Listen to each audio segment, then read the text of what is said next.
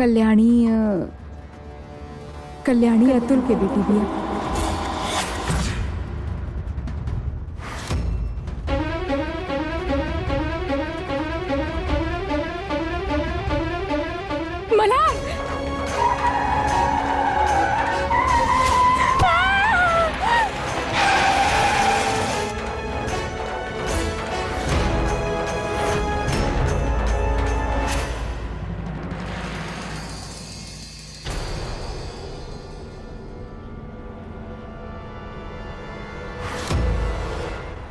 कल्याणी, माई, कल्याणी, कल्याणी, कल्याणी, कल्याणी, कल्याणी, कल्याणी, कल्याणी, कल्याणी, आँख खोला। कल्याणी, मल्हार चोट तो नजर ना आ रहा, लेकिन आँख है ना। कल्याणी, एक डॉक्टर के पास लेके जाके चाहे कुछ हो गया था। माई आप चिंता मत करी, डॉक्टर के पास लेके चलत बानी। हम ना माई के मल्हार दादा से कहते हुए सुननी कि तोरा रहे की खातिर हॉस्टल के प्रबंध करी।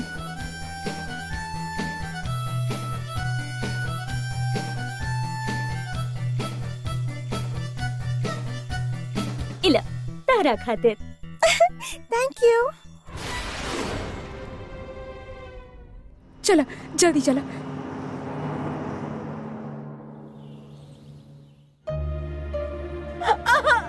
बहुत दर्द हो रहा बा।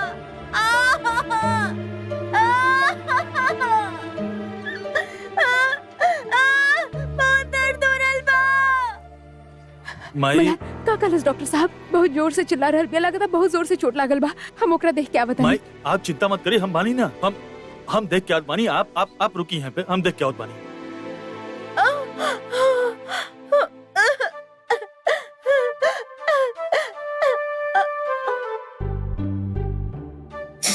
घबरा मत, डॉक्टर साहब बोल रहल बाड़े कि जब वो ऑपरेशन करिए ना तब तो के बेहोश कर दिए, तो के पता भी ना लगी। ऑपरेशन? ऑपरेशन का है? पैर के हड्डी टूटल बा, ऑपरेशन तो करही के पड़ी ना। अरे लेकिन ऑपरेशन की कहाँ जरूरत बा? हम दवाई लेके भी ठीक हो सके नहीं। हाँ, और वैसे भी अब दर्द बहुत कम हो गया बा। हाँ पक्का? हाँ। एकर मतलब दर्द थोड़ा कम हो रहा बा। हाँ पहले से बहुत कम हो रहा बा। हाँ फिर भी हम सोच रहल बानी कि ऑपरेशन करा ही लिया जाए। वो का बाना कि दोबारा हड्डी ना टूटी। लेकिन जब हम बोला था नहीं ऑपरेशन की कोई जरूरत नहीं कि हमारा तो पैर भी ना टूटल, तो फिर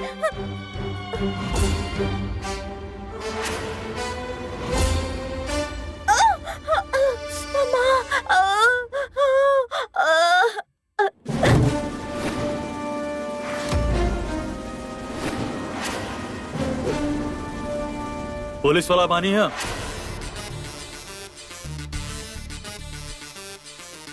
मुजरिम के मुंह से सच उगलवाओ, पुराना आदत बा हमार। डॉक्टर साहब हमके पहले ही बता दिले रहे कि तोहके कोनो चोट नहीं खिलागा। ई जोन तू कर रहल बाड़ू ना नाटक, सब पता बा हमके। हम अच्छा से जानत बानी कि तू वो घर में रह के कोनो ना कोनो बहाना ढूंढ रहल बाड़ू। लेकिन अगर तू माई के परेशान कैलू ना तो हम बिल्कुल बर्दाश्त ना करब। लेकिन चुप चुप चुप चुप।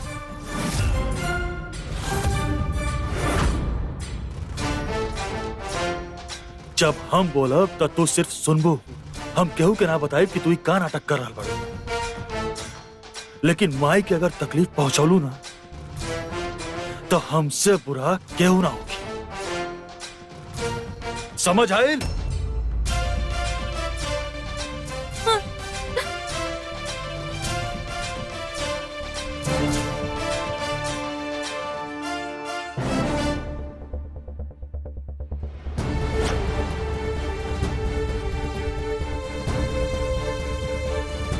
मन तो करता है पुलिस वाला के बराबर मजा चखाई, लेकिन एक आते ही हमार बोलती बंद हो जाला। एनीवेज कम से कम अब हमरा ही घर से तो ना जाए दी।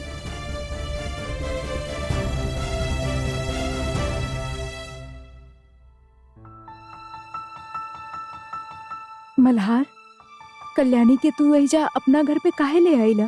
जब तक वो पूरा तरह से ठीक ना हो जात का ओकरा हॉस्पिटल में रखल ज्यादा सही ना होखत। माई आप चिंता काहे करत बानी? आप यहाँ आई, बैठिए, यहाँ बैठिए प्लीज।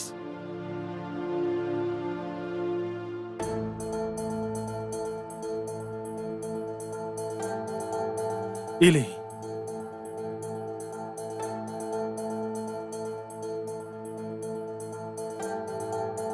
हमार डॉक्टर से बात हो गई बा। डॉक्टर कहले बाड़े कि कल्याणी के घर ले जाया जा सकेला, बस कोनो घर वाले के देखभाल की जरूरत बा। और वैसे भी आपके यहाँ तो माँ जी ओके रहे ना दिए, यही से जब तक वो ठीक नहीं हो जात हम ओके यहाँ ले आइल बानी। और आपके जब मर्जी हो कि आप उसे आके मिल ले और केहू के कोनो एतराज भी ना होगी। मल्हार कैसे भइली एक्सीडेंट? तारा कहीं लागल था ना? तू ठीक तो बड़ा ना? हम बिल्कुल ठीक बानी संपदा। देखनी माई, पत्नी के प्यार एकरा रहते हमके कुछ ना हो सकेला।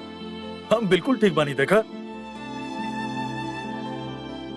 माई, आपकी तो चोट ना आयल ना? ना, एकनाथ महाराज जी की कृपा से हम बिल्कुल ठीक बानी। बस कल्याणी के थोड़ा चोट आइल बा, वो हमरा जीप के सामने आगे रहल, लेकिन जल्दी ही ठीक हो जाई। गलती हमार बा। लेकिन ये लड़की वहाँ कैसे गई?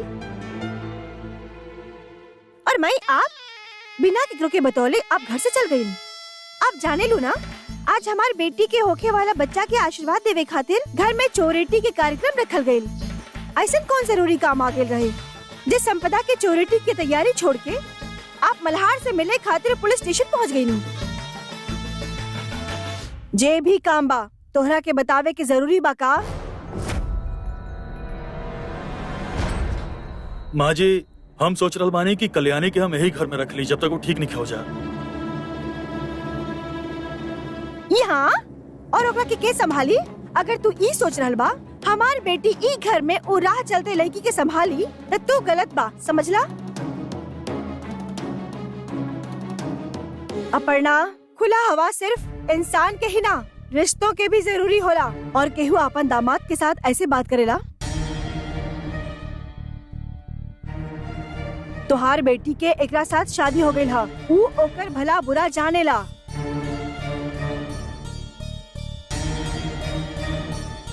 वैसे मल्हार, अपर्णा ठीक कह रहल बानी। कल्याणी के यहाँ रहल ठीक नहीं खे।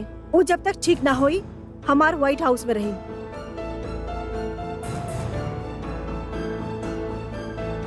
माई, हम जाने नहीं कि हम बीच में बोलब तो आप गुस्सा करबू, लेकिन ये लड़की के बाप बाड़े के।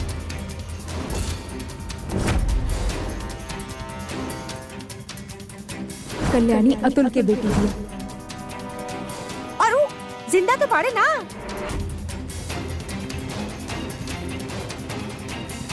माँ, ऐसा मत कहीं, वो ठीक बाड़े। अगर वो ठीक बा तो आपन बेटी की जिम्मेदारी से हाथ ना झटक सकेला।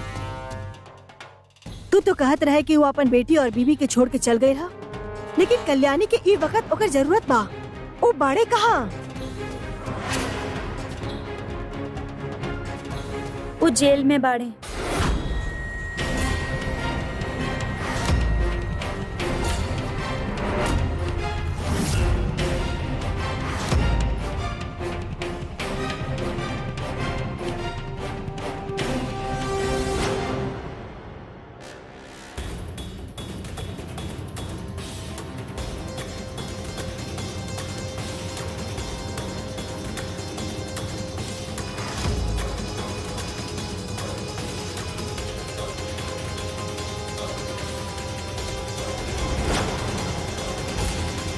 एक काम करा, जब तो हर वड़ा खा के हो जाए ना तो हमारा खातिर 4 गो वड़ा लेके हमारे कमरा में आ जाए। जा जा।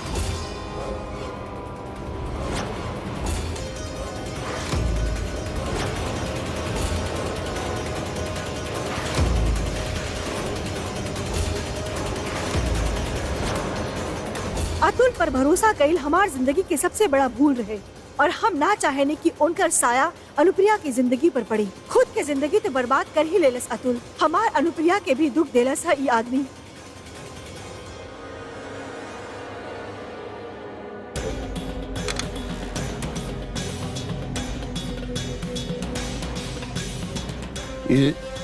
ये आदमी अतुल देशमुख यही जेल में बाना।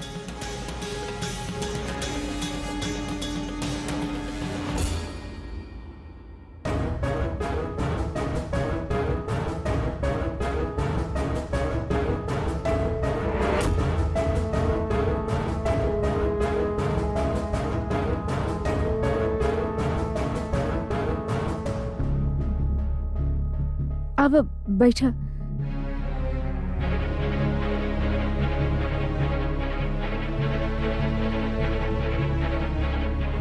का तू ई बारे में जानत रहलो अनुप्रिया?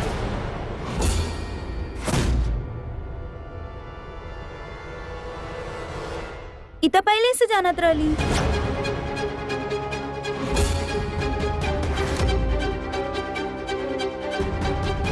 तो घर पे बतैलू ना। भगवान कृपा करा, कृपा करा। बड़ी माई, का अभियो आपके माई की गलती ना नजर आवता? और माई, अब इतना बड़ा सच हमरा से कैसे छुपौनी? एक बार भी ना सोच लो कि एगो मुजरिम के लड़की के ई घर में रखब तो हमनी सब तकलीफ में आ सकेनी? आखिर चल का रहल बा?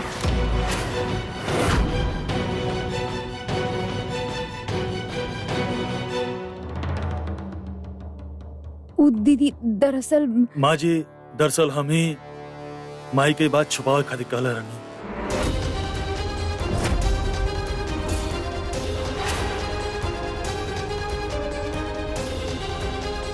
हम जानत रहनी कि ये बात जाने के बाद आप कबो भी ये लड़की के अपना घर में ना रहे थे। आप ही बताइए ना माँ जी, माई एक बेसहारा लड़की के अकेले कैसे छोड़ दी है? और कल्याणी के पिता निर्दोष पड़े, उनके ऊपर झूठा इल्जाम लगावल गइल बा। उनके रिहा करावे के हम पूरा कोशिश कर रहल बानी। इतना बड़ बात तोहरा के हमरा से छुपावे के ना चाहिए। भरोसा ऊ पूंजी बा जे खुद पर करा त ताकत बन जाला और दोसर पर करा त कमजोरी। हमार भरोसा के हमार कमजोरी मत समझिया। बड़ी माँ, हम जानबूझ के आपसे ये बात ना छिपाई। पूर्ण विराम।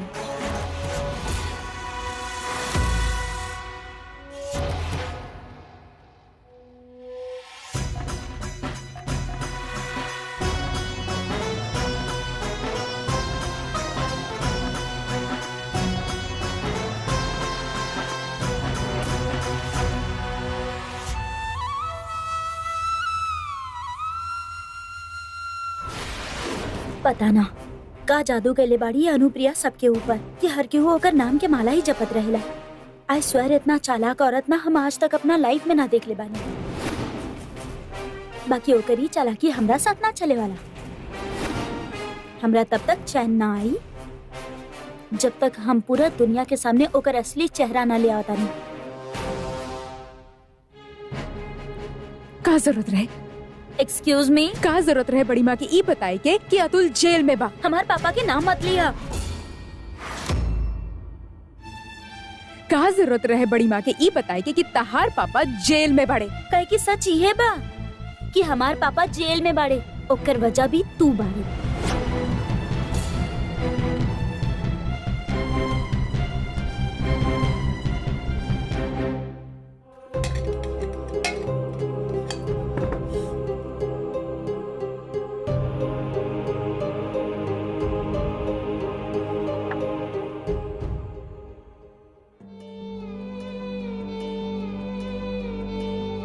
देखा कल्याणी,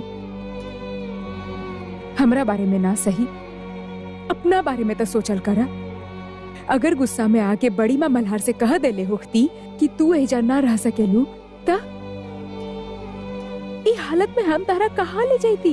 यहाँ तहार ख्याल रखल जा रहल बा, सर पे छत बा। एहसान जतावे के ही रहे थे, काहे ले लू हमार जिम्मेदारी पापा से? हम कोनो एहसान ना कर रहल बानी और जताई के कोशिश भी ना कर रहल बानी। हम सिर्फ अपन जिम्मेदारी निभा रहल बानी। हमार जगह तहर माँ होती ना तो शायद वो भी यही करती। तू हमार माँ नहीं खू।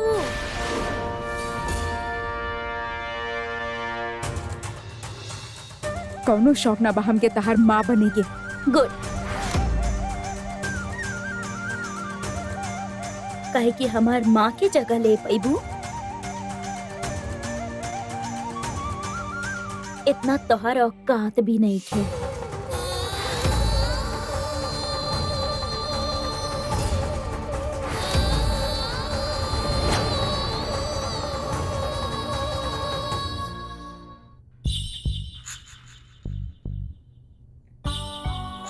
Sorry Madhuri, so sorry.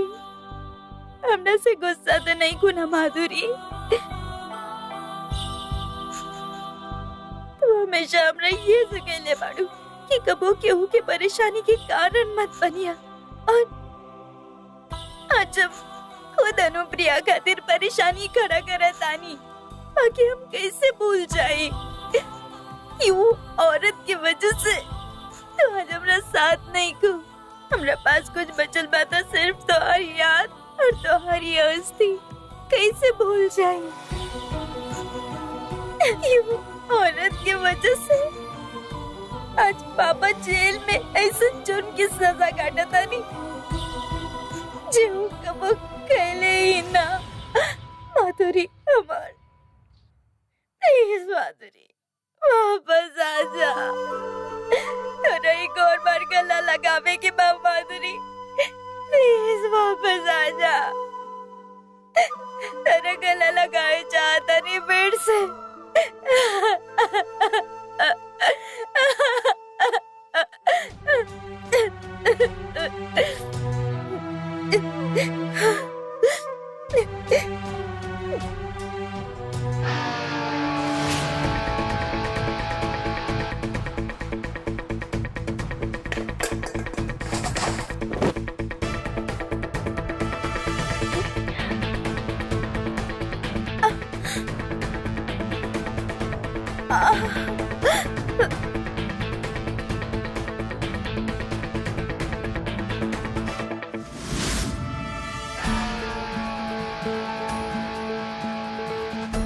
हमके पूरा यकीन बा कि चोट उट लगे के सिर्फ एगो नाटक बा।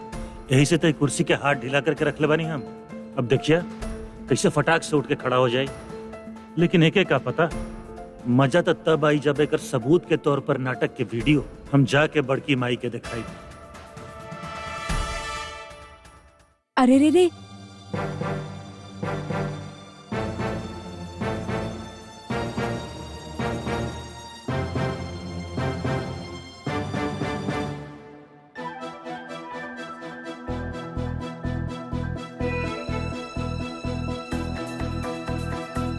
माँ कसम, कहीं कल्याणी के सच में तो चोट ना लग गए।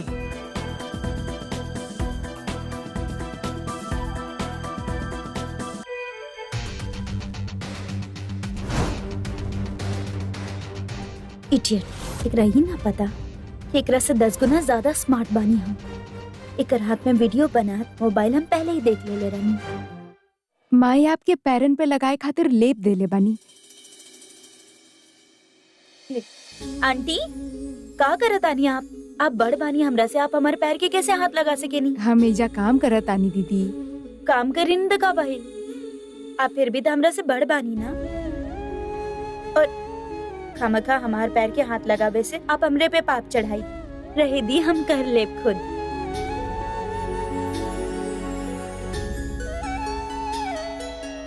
अरे तुलसी काकी, आप यहाँ बनी और हम आपके पूरा घर में ढूंढत आनी। घर के पूरा काम पड़ल बा अभी, ऊपर से संपदा के चोरोटी भी शुरू हो गया बा। चली हम घर पे जल्दी जाई।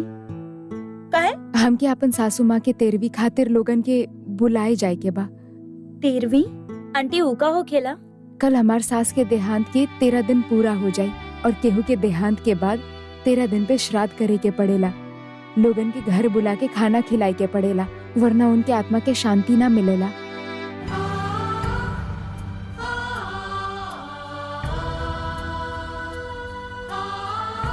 माधुरी के भी कल 13 दिन हो जाइए। दीदी थोड़ा पैसा मिल जात तो अगला पगार से काट लिया। हमारे पास पैसा नहीं के, बड़ी माँ से ले लिया। आंटी वो बैग लेके आई प्लीज।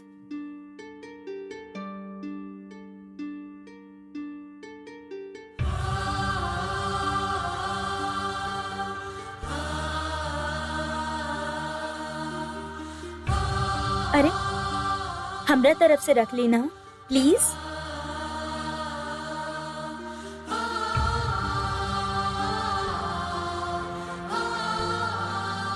धन्यवाद। हमरा के भी माधुरी की पैरवी करे के बाद ओकर मुक्ति खातिर।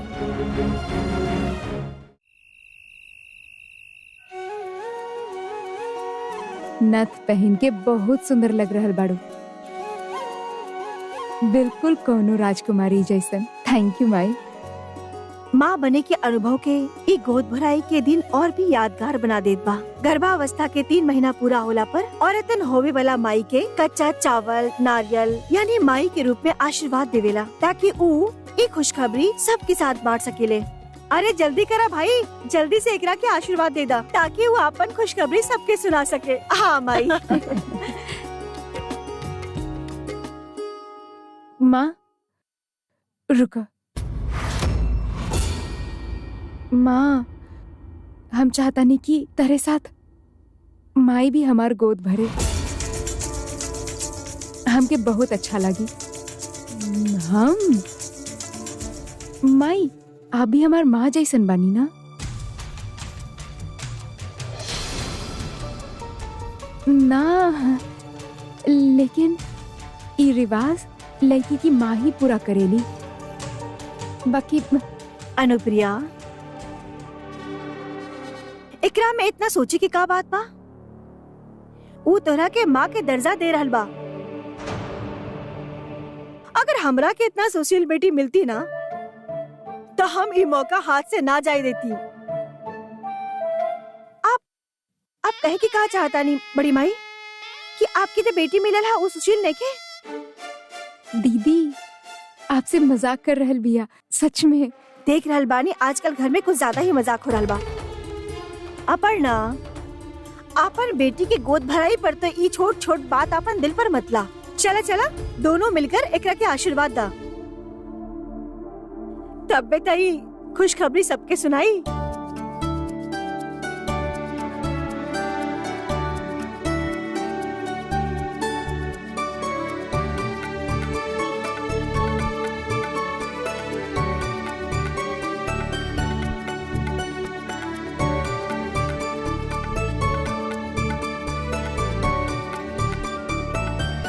नमस्कार, आबा यहाँ बैठा।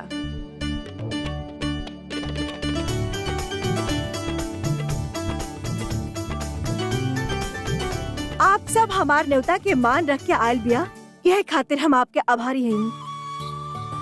हमरा आपके ये बात बतावे में बहुत खुशी हो रहल बा कि हमरी प्यारी नतनी संपदा बहुत जल्दी ही खुशखबरी सुनावे वाला बिया। हमरे घर वो एगो नन्हा सा मेहमान लावे वाला बिया। मुबारक हो के बड़ी माँ, मुबारक हो के। हमार आपसे एगो बिनती बा कि एकरा के ढेर सारा आशीर्वाद दें, और जैसन कि आप लोग जाने नहीं, हर साल के तरह इस साल भी ई परिवार में गणेश जी के स्थापना हुई। हम आप सबके निमंत्रण देत बानी कि आप गणेश जी के दर्शन करे खातिर, उनका से आशीर्वाद लेवे खातिर हमरा घर जरूर आई। एगो और बात के इनविटेशन देल बाकी बा।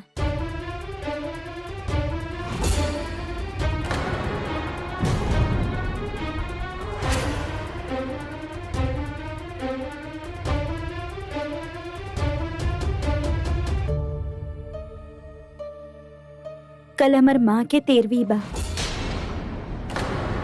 और हम घर में उनका खातिर पूजा रखे चाहता नहीं। हमरा के बहुत अच्छा लगी अगर आप सब आई तक, और हमार माँ के आत्मा के शांति खातिर प्रार्थना करब तक। बड़ी माँ, ये बिया ही लड़की और गणेश स्थापना के दिन में घर में 13वीं, ये तो बहुत बड़ा अपशकुन होखेला। हम कहीं पढ़ ले बानी, अगर केहू के गुजर जाए के बाद 13वीं ना कइल जाए तो उनकर आत्मा के शांति ना मिलेला। ऐसे हम सब से रिक्वेस्ट करत आनी कि आप हमार मॉम के 13वीं के पूजा पर और खाना खाए आई, और हमरा आप सबके हेल्प के जरूरत हुई, और हम ना चाहता नहीं कि हमार कोनो गलती या नादानी की वजह से हमार माँ के आत्मा के शांति ना मिले। बड़ी माँ, पहले तो एकरा आपके परिवार में कबो ना देखनी। के रही है करमाई, और कैसे भइले करमाई के देहांत? बस एक कुछ दिन के मेहमान बाड़ी।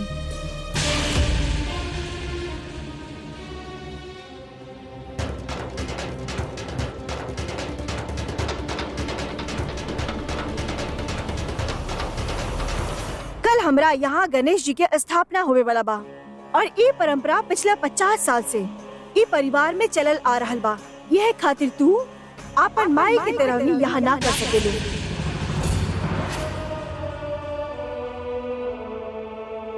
लेकिन बड़ी माँ, फिर हमार माँ के आत्मा की शांति कैसे मिली?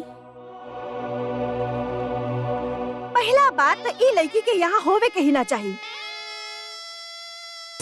एक घर में गर्भवती महिला बा और हम ना चाहेनी कि एक शोक विलाप के असर हमार बेटी के होवे वाला बच्चा पर पड़ी। अपर्णा, संपदा पर या ओकर होवे वाला बच्चा पर कल्याणी की वजह से कोनो बुरा असर ना होई।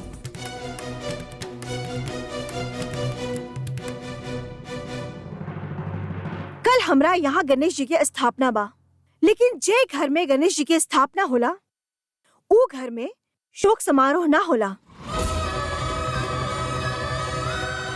ओकरा से अपशगुन होला और हम ई होवे न देब।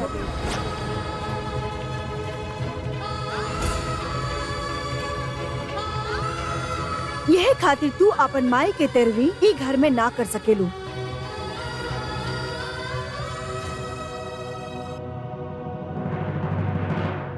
लेकिन आप हमारी मजबूरी समझे की कोशिश करी ना बड़ी माँ। अगर हम ही रिवाज ना कहनी और अगर हमार माँ की आत्मा की शांति ना मिलल तो हम जिंदगी भर गिल्टी फील करब।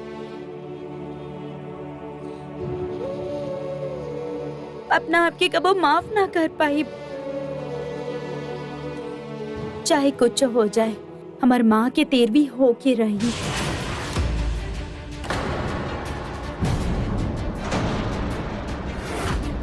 और अगर आप में से केहू हमारी मदद ना करे तो अकेले ही सही। बाकी हमार माँ के तेरवी तो होके रही।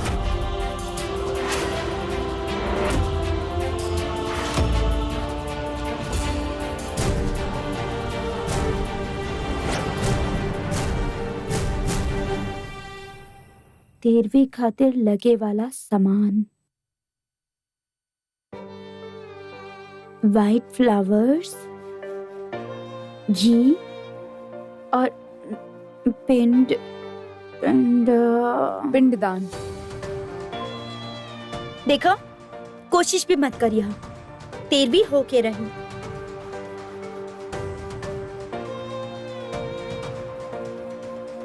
हमके तरह से कुछ बात करे के बा, हमार बात सुन ल। तहार भला खातिर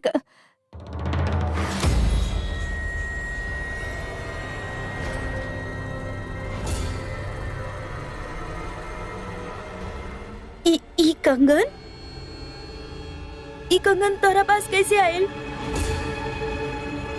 ई कंगन माधुरी के बा।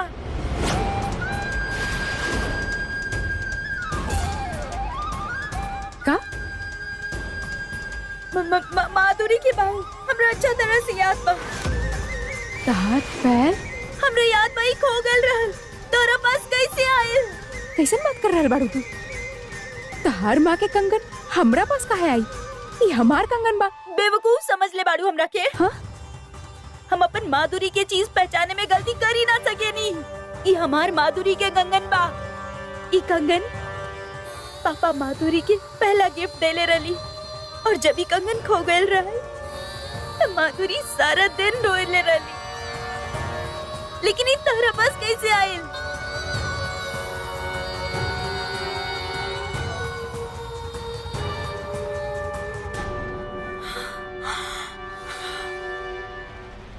अब समझनी, ई कंगन पापा तरह के दे लेना।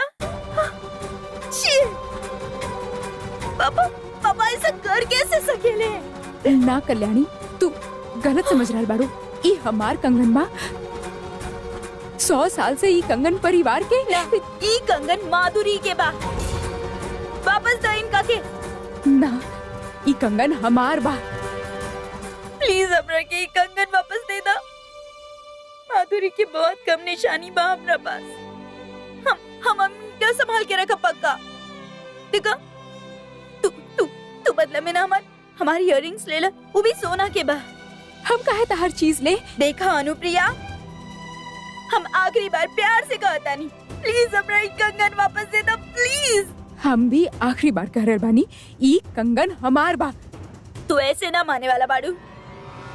ई कंगन वापस दो हमरा के, वापस दे इनका। कल्याणी, कल्याणी का कर रहल बाड़ू? कि बाबा तेरा के और कितना गिफ्ट देले बाड़े, लेकिन ई कंगन हमार माधुरी के बा और हमरा के वापस चाहिए, वापस दो हमरा के।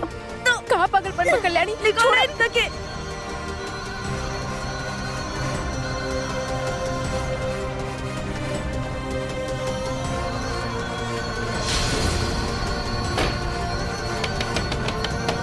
कल्याणी दरवाजा खोला। कल्याणी, कल्याणी कंगन वापस कर। कल्याणी, कल्याणी चल जा यहाँ से, हम गाड़ी ना निकला। माधुरी की कोनो चीज रखे के कोनो हक नहीं के तरह के। जा।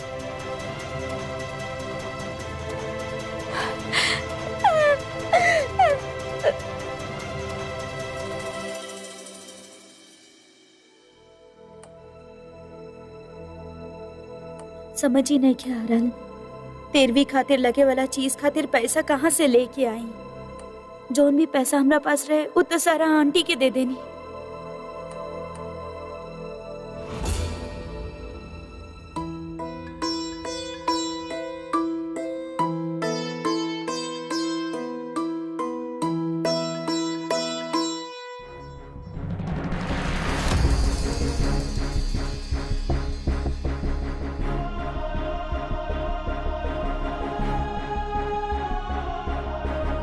तू ही बतावा ना माधुरी, तहर 13वीं के सामान खरीदे खातिर पैसा कहाँ से लाई?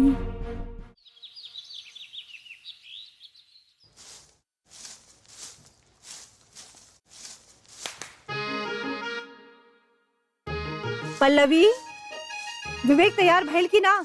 ओकरा के गणेश जी की मूर्ति लेवे के जाए के बा ना? का?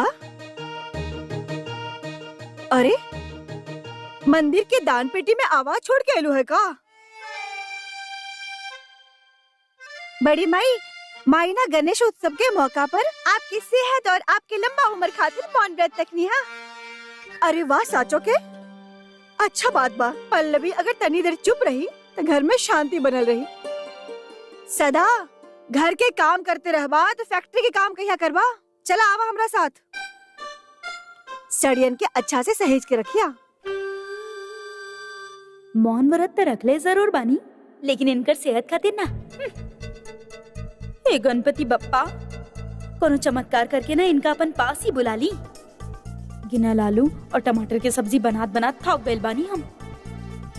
वैसे भी इनकर बात था ई घर के बड़ी माँ हमरा के ही बने के बाद, काहे कि अपर्णा ताई के पदवी तक अब मिलिए न सकेला और माई तक खैर कोनो काम के ही नहीं की। बड़ी माँ, हम तोहरा से मिले खातिर आवे वाला ही रही। का सोचने बाड़ी कल्याणी? बड़ी माँ, हम सोचत रहनी कि कुछ सोचे के जरूरत नहीं थे। और त्योहार के समय हम लोगन के सामने कोनो तमाशा ना चाहेली। बप्पा के रहते घर में तिरहवी मनावल बहुत बड़ा अपशगुन होला। भावना में बा कि अगर तू कल्याणी के साथ देबू तो ऊ अपशगुन के जिम्मेदारी तोहार हुई। हम कल्याणी के गणेश जी के रहत ई घर में तिरहवी ना हुई। लेकिन बड़ी माँ, पूर्ण विराम।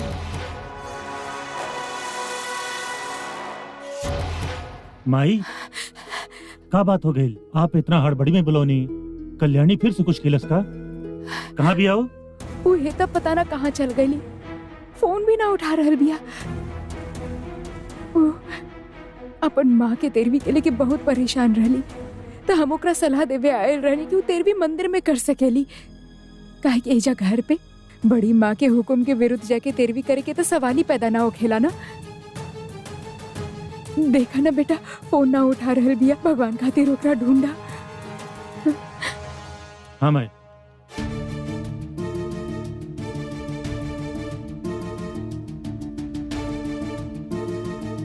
नमस्कार। नमस्कार। बैठिए। कैसन चल रहल बा दुकान? आपके आशीर्वाद बा बड़की मालकिन। हम साल भर गणेश उत्सव के इंतजार करे नी, जब आप घर के सारा औरत खातिर गहना खरीद करे नहीं। बताई का सेवा करी आपके? इस साथ गणेश उत्सव के साथ साथ एगो और खुशी के उत्सव बा। हमरी नवासी संपदा माँ बनने वाला बानी और हम चाहेनी कि ओकरा के एक अच्छा सा नगीना भेंट करी। का आपके पास अच्छा नगीना बा? हाँ जी हाँ। ई देखी, अरे तेकरा में अपसेट होके कौन बात बा? हर बात गणपत भाई बतेबे कहीं जरूरी तो नहीं है ना। ते केहू हमरा से पूछी काहे? ऐसे भी ई घर में हमरा के कोनो अपना तो समझेला ना। का चल रहा बा? बड़ी माँ हम बप्पा के मूर्ति लेवे जा रहल बानी। नल और गोंदिया भी हमरा संगे जा रहल बाड़े। विवेक, बड़ी माँ हमार मतलब नल और गोदावरी भी हमरा संगे जा रहल बाड़े। पापा के फोन कोनो आइल का क्यों कब वापस आ रहल बाड़े? उनका के अचानक पूना जाए के पड़ल। हम बस यह चाहेनी कि गणेश स्थापना के पहले वो घर आ जाएं। ठीक बा, हम आओ तनी बड़ी माँ। हाँ।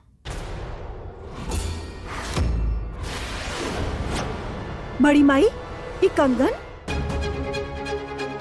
पेडनेकर, ये कंगन आपके पास कैसे आयल? हाँ ना, कमाल के डिजाइन। कम से कम 100 साल पुराना कंगन होगी। अगर आपके पसंद आई तो हम आपके खातिर ऐसा कंगन मंगवा दे। ये कंगन आपके याद बा ना?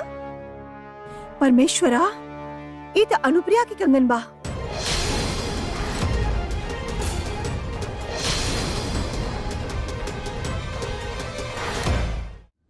देवा देवा लक्ष्य ठेवा, ऐसा का जरूरत पड़ गई रहले माई कि आपके लिए पुश्तैनी कंगन बेचे के पड़ल? ये कंगन आप ही के बाना माई? जवाब दे अनुप्रिया। हमार पुश्तैनी कंगन पेडनेकर के पास कैसे पहुंच गई? ये कंगन तो हमार काम और भी आसान कर देलस माई। अब ये कंगन खुद तो चल के ना जा सकेले ना? जरूर माई ही पिछले हुई। अपर्णा, अनुप्रिया कोनो गलत काम कर ही न सकेली। जब तक हम ई बात अनुप्रिया के मुंह से न सुनब, हम विश्वास न करब।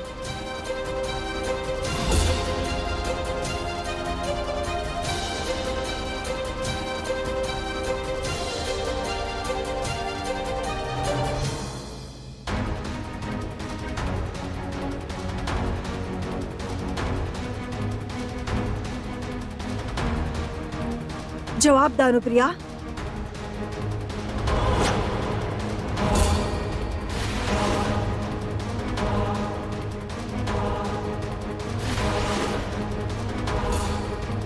हम तोहरा से कुछ पूछ रहल बानी अनुप्रिया। हमार आंख में आंख डालकर जवाब दा।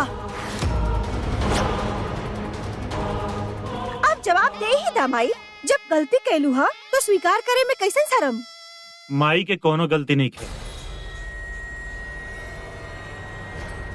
ये कंगन कल्याणी बेच दे बिया ओके।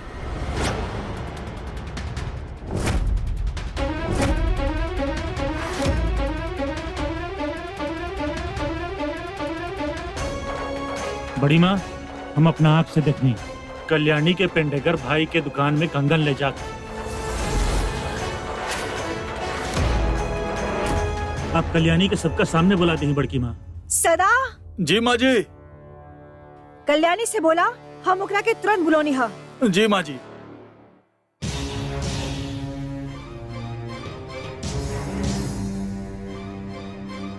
अनुप्रिया, हम तोरा से बार बार पूछत रहनी तो तू हमरा के काहे न बतैलू कि ई कंगन तुहार कमरा से चोरी हो गई हा?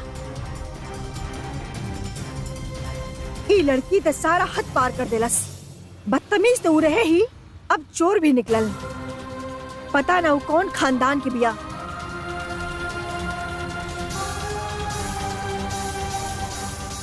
बड़ी मेहरबानी आपके बप्पा।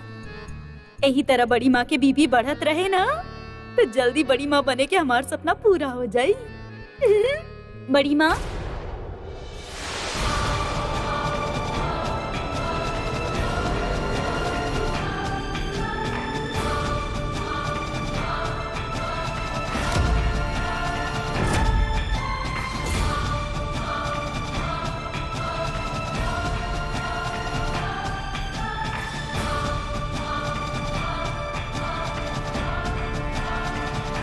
का बहन?